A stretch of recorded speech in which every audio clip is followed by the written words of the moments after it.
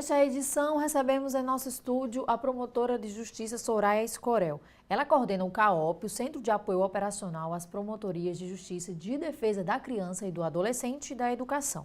Ela vai falar sobre os 27 anos do ECA, o Estatuto da Criança e do Adolescente. Promotora, seja muito bem-vinda ao nosso estúdio. Promotora, vamos dar início à nossa entrevista falando desses 27 anos de vigência do ECA, o que temos a comemorar. Acredito que depois de tantos anos, 27 anos, foram muitas lutas, foram, acho que, fruto de muita coragem de todos os atores que trabalham no sistema de garantia de direitos. E nós, enquanto promotores de justiça, participamos dessa luta também. Então, admitir que tem conquistas é admitir também que nós estamos trabalhando para que o Estatuto possa se efetivar. Então, foram muitas conquistas ao longo desses 27 anos. Algumas a gente pode destacar.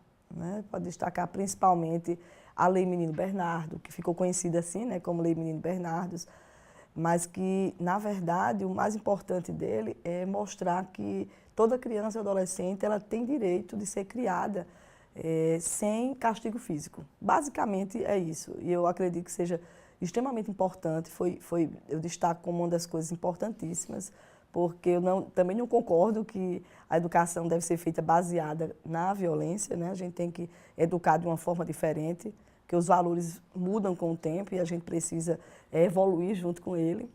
Mas existiram também, assim, em 2012 nós tivemos a criação da Lei do SINASE, que foi importantíssimo para o fortalecimento do sistema de garantia de direitos também. Outra coisa que a gente pode destacar, eu acho que é interessante, é a questão da criminalização, agora em 2015, que houve de fornecer bebida alcoólica a crianças e adolescentes. Eu acho que isso foi fundamental. Então foram muitas conquistas, mas há um longo caminho a se perseguir, por mais de 27 anos que tenhamos a comemorar, e temos que comemorar sim. É interessante que a gente possa comemorar. Promotora, quais foram os principais avanços obtidos com o ECA em relação à lei anterior, o Código de Menores? Foram inúmeros avanços, é como se fosse o joio e o trigo, são coisas extremamente diferentes, porque o Código de Menores era muito excludente, numa época muito autoritário, era um código assim, que não via a criança e adolescente como sujeito de direitos, como a gente vê hoje. Hoje a criança e adolescente ele é visto não como um menor, como um ser inferior, mas com os direitos respeitados.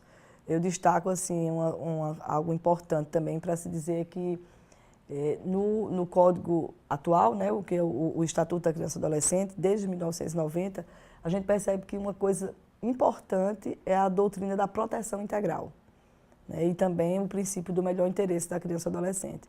A prioridade absoluta que a gente prevê não só no Estatuto, como na Constituição Federal.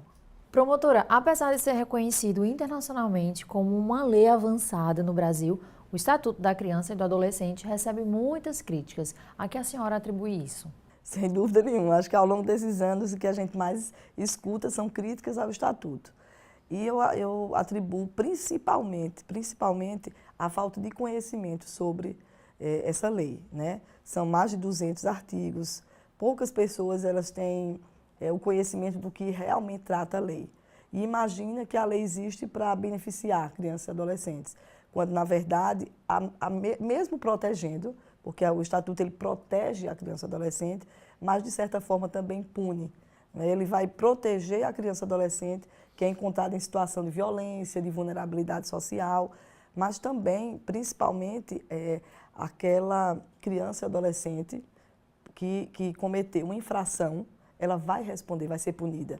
Ou seja, vai ser aplicada a ela uma medida socioeducativa e ela vai responder por um crime. Então, na minha opinião, é um equívoco muito grande quando se pensa que o Estatuto, e a crítica é maior por conta disso, de imaginar que tem só direitos. Mas a criança e o adolescente, todos nós sabemos que tem direitos e deveres. Até porque a cada direito corresponde um dever. A gente precisa deixar bem claro que toda criança e adolescente ela precisa ser educada sem violência, mas ela precisa também ter limites. Tem que ter limites e esses limites são dados primeiramente pela família e depois, quando não é possível, é dado então pelo Estado. Quais são os direitos previstos no ECA que não foram efetivados no Brasil? Na verdade, são muitos direitos que a gente percebe que são efetivados de forma ainda incompleta, né? Não estão totalmente. Não podemos dizer que não houveram conquistas, mas ao mesmo tempo há muito o que ser feito. Porque direito à vida, à saúde, a gente sabe que toda criança, toda adolescente tem direito à vida, à saúde, à educação, mas a gente vê, a educação em tempo integral a gente tem de forma completa ainda, a gente precisa implementar mais programas de educação integral. A gente precisa fortalecer os programas existentes em relação à saúde. Então, o lazer, se a gente for pensar no lazer, a gente percebe que a maioria das crianças e adolescentes brasileiros, ela não tem direito ao lazer.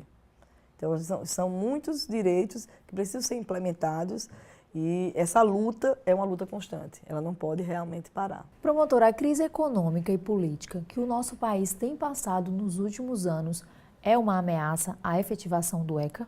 Existem muitos comentários relacionados a essa questão. De certa forma, quando a gente tem uma crise no país, automaticamente também ela atinge todas as áreas, né? Eu acredito que atinge, de certa forma, a partir do momento que se tem retrocessos.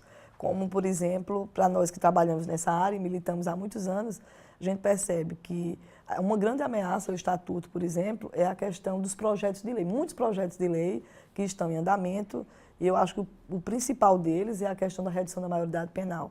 Então, eu acredito que isso é uma ameaça ao Estatuto e que precisa ser enfrentado, que precisa ser dialogado, principalmente ouvindo quem está trabalhando, quem trabalha na área, quem sabe as razões e as causas, né, porque acontece na prática as infrações que são praticadas por adolescentes. Promotora, para finalizar nossa entrevista, eu gostaria que a senhora destacasse aos telespectadores a importância do Estatuto da Criança e do Adolescente e o que pode ser feito para que essa lei seja sempre efetivada.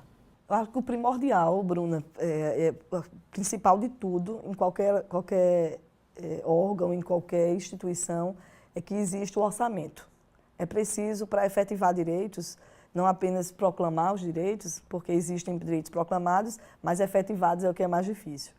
Então, sem o orçamento, sem prever esse recurso no orçamento público, não tem como se efetivar direitos. É preciso, por exemplo, se fortalecer os conselhos de direitos. Porque quem é o formulador da política da criança e adolescente? São os conselhos de direitos. Mas os conselhos de direitos são órgãos fragilizados. E esses órgãos fragilizados, eles não vão formular a política que, consequentemente, vai fazer com que o Estado ele se sinta obrigado a cumprir aquilo que foi formulado.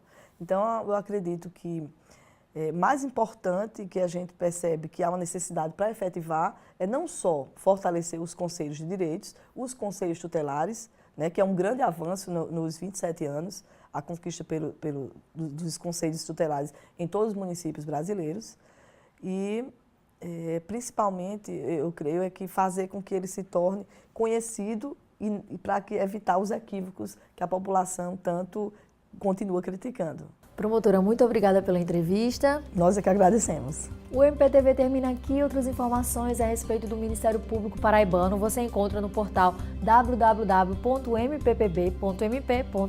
Até o próximo programa.